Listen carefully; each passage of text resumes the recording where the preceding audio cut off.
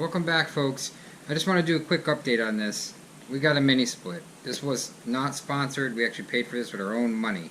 If you're in an RV, you got to keep watching this because these are put in RVs too. I think it's well spent money for the garage here / shop. Just because I'm sick of fighting with window units, and the external air conditioner is just not big enough that we got for this almost 800 foot building. So this should do it. This is 18,000 BTU mini split. Now Pioneer makes this. This is the head unit. That's the condenser. I believe called the condenser, and which is the outside part of it. This is the inside, and it comes with its own lines. Sorry, I'm dressed like a bum today, but it's been a rough day. Let me tell you. This is heavy too. This is like 165 pounds. This thing. I know a lot of people are going to say, well, why don't you just put a regular unit in there, regular AC unit?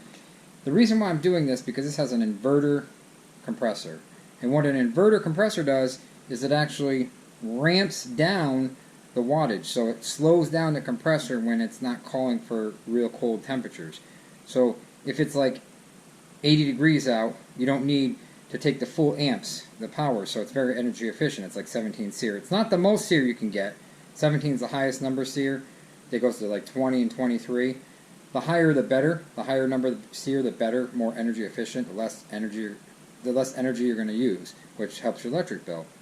But this, for the price, it was like $918 free shipping for 18,000 BTU with a heat pump. So I have a remote control that actually in the wintertime I hit a button and does heat. So heat and cool. So I can use it in the summer and the winter. My foot is hurt right now. I could barely put pressure on my left foot. I don't even know how I dragged these boxes down here. I actually dragged them on the rocks. So they're probably all torn apart. But my foot's hurt. I don't know what I did, but it's been hurt for 2 days now. So I'm limping more today. I don't know if I fractured it or what. I'm babying it, and my other foot hurts, from my hip hurts from compensating for the other foot. So Heather's almost done the house plans. I'm going to show you guys the house plans on the computer in a screen sharing program that I had.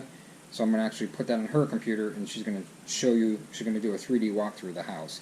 It's almost done. It's not completely done, but it's almost done. She's been working on it for weeks, working on taxes. It's a lot of work. This thing comes with almost everything, but the disconnect switch and the wire from 30 amp from the box, and I got to run a wire in the attic down. So I'm going to probably be like a 2-week project for me, but I got it early, so when it gets warm, I'll be all set. It only took like a week to come in. I'm surprised. It came from Miami. I looked at every mini split, the Mitsubishi. Everybody's going to say, oh, the Mitsubishi's the best, should have got that. Well, the Mitsubishi was $3,000. This was $918. This wasn't the cheapest. There's cheaper, but there's less expensive units out there, but this had really good rating. I don't know if it's made in the USA. I don't know anything about it besides the ratings. This is the outdoor unit right here. It's got the inverter compressor right here. And it's a Pioneer. But I'll tell you what, it seems very heavy duty. Very, very heavy. This is not cheap metal. This is not the cheap stuff. This is good stuff. I'm surprised. This is the head unit right here. So apparently this will flap open. Right here, this will come open. It's 17.7 SEER on cool and 9.8 on heat. There you go. It's something I got to install now because an AC guy wants like $1,500 to $2,000 just to install these. So I can hang this on the wall. I can punch through the wall, run the tubing down, and I can hang this. I'm going to wall mount this pretty high in the wall. It's heavy, but I'm going to still get a custom bracket wall mount because I don't want it on the ground. Because we're bringing the dirt up and back here. Now this is going to be nice in the summertime because then we won't. You guys know we fried with that little window unit. I don't like the looks of that window unit. Someone could push it in and break in. It's not good. This will work. So it's not $3,000. It's only $918. When I say only, that's a lot of money, but because we're building a house. But I got to have something. We're in here all the time. I don't want to fry. Comes with a nice remote control.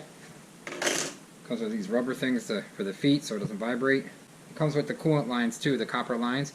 If I can get all that mounted and all that ran, I can have an AC guy come and just terminate it and just evacuate this, let all the moisture out, and then push Freon in. So that shouldn't cost as much. Although you never know these days. These guys just make up stories. Oh, it's $1,000 just to put Freon in. Well, I'll go to Harbor Freight and get the gauges myself and do it myself if that's the case. I don't mind paying $150, but I'm not paying $1,000. That's what they're telling me. They're telling me $1,000 to put Freon in. I don't even know where they're coming up with these prices. They're in and out in like 2 hours, and they're charging me $1,000. An hour and a half. Ridiculous. I'm not doing it.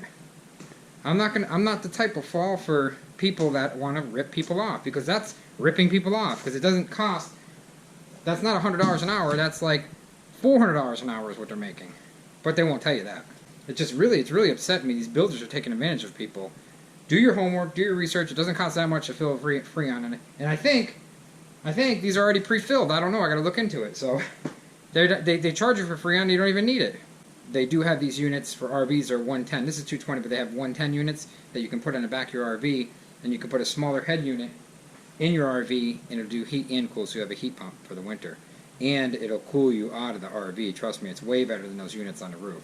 These are way better. So some of these units actually have Freon lines where you just pop them in, and you can pop them out at any time you want. You can quick disconnects, pop, pop, and you can just take this thing off your bumper in the back of your RV, put it in the back of your truck, get to an RV park if you're going to stay for a month or the season, pop that back in, and you got a whole portable AC unit that will kick butt and take names.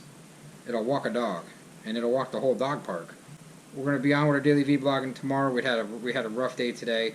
The dog was at the vet and everything.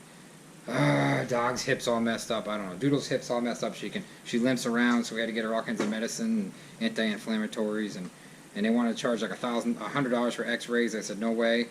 So we're gonna put her on the anti-inflammatory first, and then go from there and see if she gets better. But we'll talk to you tomorrow, guys.